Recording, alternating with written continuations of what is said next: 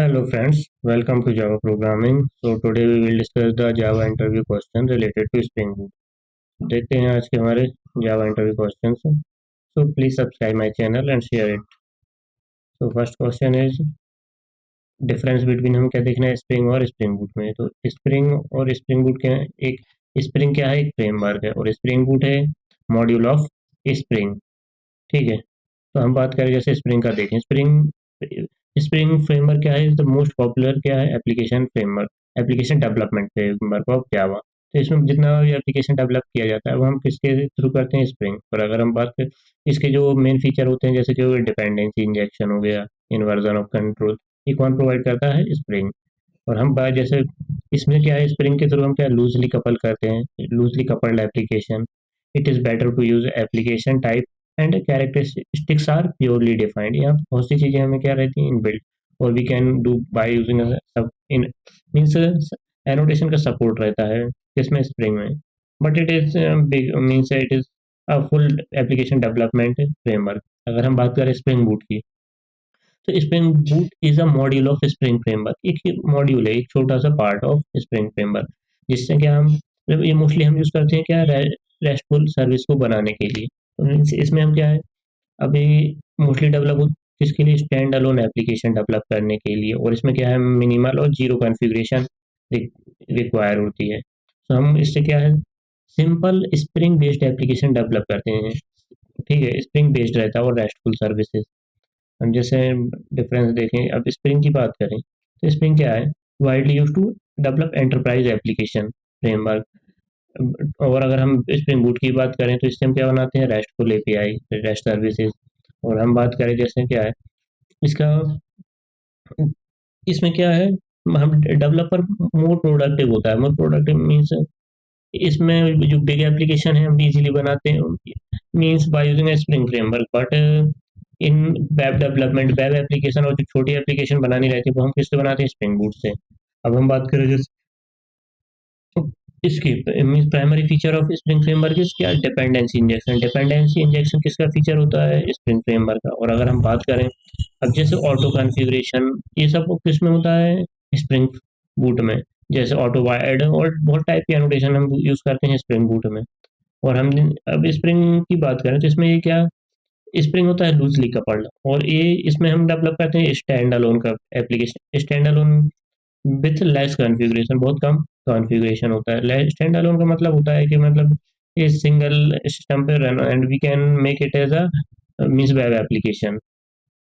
अगर हम देखें जैसे अदर डिफरेंसेस में, जैसे डेवलपर क्या करता है? अब बॉयलर प्लेट कोड मीन्स यहाँ पे हमें बहुत सारा कोड लिखना पड़ता है किसमें? स्प्रिंग में। और अगर यही बात हम आ जाए कहाँ पे? स्प्रिंग बूट में, तो यहाँ बॉयलर प्लेट कोड क्या हो जाता है? रिड्यूस हो जाता है। और अगर हम जैसे क्या बात बात करें to test spring boot we need a server explicitly means हमें अलग से सर्वर ऐड करना रहता है। But in spring boot it will automatically provided by spring boot means inbuilt मिल जाता है लाइक टॉमकैट सर्वर जेटी। और अगर हम बात करें जैसे it does not provide support for an in memory database means यहाँ से हमें डेटाबेस का कॉन्फ़िगरेशन करना रहता है स्प्रिंग में। अगर बात करें हम जहाँ स्प्रिंग बूट की, तो यहाँ पे हमें क्या मिलता है? In memory database such as H2 type का। ठीक है, और अगर हम या फिर developer manually define dependency for Spring project in form dot XML. तो हमें मैन्युअली डिफाइन करना होता है कहाँ पे? फॉर्म डॉट एक्सएमएल में। जो हमारी डिपेंडेंसीज हैं वो कहाँ? फॉर्म डॉट एक्सएमएल है। बट अगर हम बात करें स्प्रिंग बूट में तो एक स्टार्टर है। स्टार्टर ये ऑटोमेटिकली डिपेंडेंसी को डाउनलोड कर लेता है और जो जितना जार फाइल्स है ये सब डाउनलोड कौन कर लेता है? Spring boot. ठीक है, अगर हम देखें स्प्रिंग, अब हमें डिफरेंस देखेंगे हम किस स्प्रिंग बूट और स्प्रिंग एमबीसी में। भी हमने स्प्रिंग और स्प्रिंग बूट में डिफरेंस देखा। अब स्प्रिंग बूट की बात करें तो इससे हम क्या करते हैं? स्टैंड अलोन एप्लीकेशन डेवलप करते हैं। और इसमें क्या है? इसमें it avoid lot of boiler plate code means जो अननेसेसरी कोड जो नंबर ऑफ लाइन को इंक्रीज कर रहा है वो हमें सब नहीं लिखना पड़ता है। ठीक है, और कॉम्प्लेक्सिटी भी कम रहती है स्प्रिंग बूट में। इससे हम क्या develop spring based application develop कर रहे होते हैं। और इसमें क्या है क्विकली और हम इजीली डेवलप और means rapid application development by using spring Boot. और अगर हम बात करें स्प्रिंग एमबीसी की, तो spring MBC is a web MBC framework है। क्या इसमें वेब एप्लीकेशन डेवलप करते हैं। फॉर वेब क्या बना रहे हैं इससे हम, web application we are developing. और हम बात करें क्या, it contains a lot of configuration files for various capabilities like अब हम बात करें जैसे HTTP hypertext transfer protocol oriented web application development framework, ये क्या प्रोवाइड करता है, hypertext transfer protocol oriented application, ठीक है।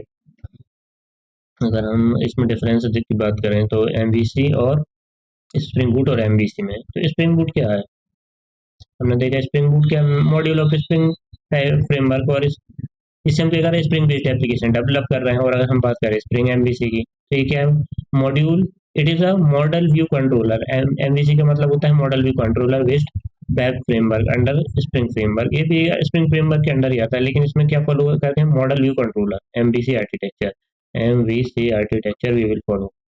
अगर हम बात करें स्प्रिंग बूट की, तो ये क्या प्रोवाइड करता है, इसमें default configuration built spring powered framework means इसमें बहुत सारा जो कॉन्फ़िगरेशन रहता है वो इनबिल्ट रहता है। और अगर हम इसमें क्या एमवीसी की बात करें, तो इट प्रोवाइड क्या, ready to use feature for building a web application. MVC से बेटर है स्प्रिंग बूट है, बट ये मेनली क्या फॉलो कर रहा है, एमवीसी आर्किटेक्चर। और अब हम इसमें बात करें कि there is no need to build configuration manually, अब हमें मैनुअली कॉन्फ़िगरेशन नहीं करना था स्प्रिंग बूट में, लेकिन यहाँ पे हमें क्या करना है, कॉन्फ़िगरेशन मैनुअली कहाँ पे, एमवीसी में। और हम क्या बोलेंगे, स्प्रिंग बूट में no requirement for a descriptor, एक डिस्क्रिप्टर फाइल होती है उसका हमें यहाँ पर रिक्वायरमेंट नहीं है, but descriptor required in MVC. अब बॉयलर प्लेट कोड होता है उसको अवॉइड करता है कौन, स्प्रिंग बूट। और स्प्रिंग एमवीसी इट इज, ये क्या करता है, इट स्पेसिफाई ईच डिपेंडेंसी क्या, सेपरेटली, इसके लिए शायद जितना भी डिपेंडेंसी सब सेपरेटली चाहिए। अब इसकी बात करें, it reduce development time and increases productivity. Spring Boot में क्या, डेवलपमेंट टाइम को कम कर रहा है, ठीक है, और इंक्रीज क्या कर रहा है, प्रोडक्टिविटी बढ़ा रहा है, तो वही हम क्या कम टाइम में ज़्यादा प्रोडक्टिव हो रहा है। लेकिन हम बात करें एमवीसी में, तो इट टेक्स मोर टाइम, ये टाइम ज़्यादा लेता है, and productivity is also not good. अब हम बात करें जैसे स्प्रिंग बूट आर्किटेक्चर की बात कर लेते हैं, तो स्प्रिंग बूट आर्किटेक्चर क्या होता है, एक्चुअल में स्प्रिंग बूट आर्किटेक्चर हम इसमें देखेंगे।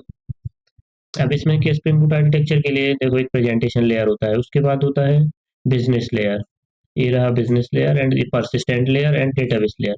तो प्रेजेंटेशन लेयर की बात करें, तो प्रेजेंटेशन लेयर मतलब ये यूआई लेयर बोल सकते हैं, तो इसमें ऑथेंटिकेशन और जेसन फॉर्म में हम डेटा दे रहे होते हैं। बिजनेस लेयर में यहाँ पर पूरा क्या बिजनेस लॉजिक लिखा रहता है, वैलिडेशन ऑथोराइजेशन, तो यहाँ कंट्रोलर के अंदर हम सर्विस बनाते हैं, ठीक है, by using a controller. And then persistent layer की बात करें, तो परसिस्टेंट लेयर में क्या, ये जो हमें डेटाबेस से, एक्चुअली डेटाबेस से कनेक्टिविटी के लिए हम जो लॉजिक लिख रहे हैं कि data, how to insert the data in our database, then DAO layer data, जहाँ पे हम क्या हमारा डेटा सेव कर रहे हैं, ठीक है, तो ये किसका, स्प्रिंग बूट का आर्किटेक्चर है, ठीक है, ये तो इसका एक्सप्लेनेशन है, ठीक है। तो हम परसिस्टेंट लेयर की बात करें, तो ये क्या हैंडल एचटीटीपी रिक्वेस्ट है, जो हम किस फॉर्मेट में डेटा देते हैं, JSON parameter to object, and it will authenticate the request and transfer it to business layer, ये कहाँ भेज देता है, बिजनेस लेयर में। जैसे हम एक, इसकी किससे बना होता है, व्यू, तो ये वो किसका पार्ट होता है, फ्रंट एंड का पार्ट, जो हम जेसन फॉर्मेट में डेटा देते हैं, जैसे हम पोस्टमैन वगैरह यूज करते हैं क्लाइंट के लिए, है ना। अगर हम बात करें बिजनेस लेयर की, तो बिजनेस लेयर क्या है, हैंडल ये क्या, बिजनेस लॉजिक, जितना भी बिजनेस लॉजिक है वो कौन हैंडल कर रहा है, बिजनेस लेयर। और एक, it consist of service classes and uses services provided by data access layer, और सर्विस प्रोवाइड कर रहा है जो डेटा एक्सेस लेयर के थ्रू डेटा एक्सेस किया जा रहा है। और हम बात करें अब जैसे ऑथोराइजेशन और वैलिडेशन, ये सब कहाँ पे लिखा है, बिजनेस लेयर में। अब बात कर लेते हैं परसिस्टेंट लेयर। परसिस्टेंट लेयर क्या है, जितना भी स्टोरेज लॉजिक है, जैसे कि translate business objects from and to the database through, means हमें डेटा कहाँ कहाँ से लेना है, डेटाबेस से, और ठीक है, और टू द डेटाबेस, है ना। अब जैसे डेटाबेस लेयर की बात करूँ, तो डेटाबेस लेयर में क्या होता है, जितना भी card operation, create, retrieve, update and delete operation performed है कहाँ पे, डेटा एक्सेस लेयर और डाउ layer, okay. Yeah, so thanks for watching, and this is all about for today. So please do subscribe my channel.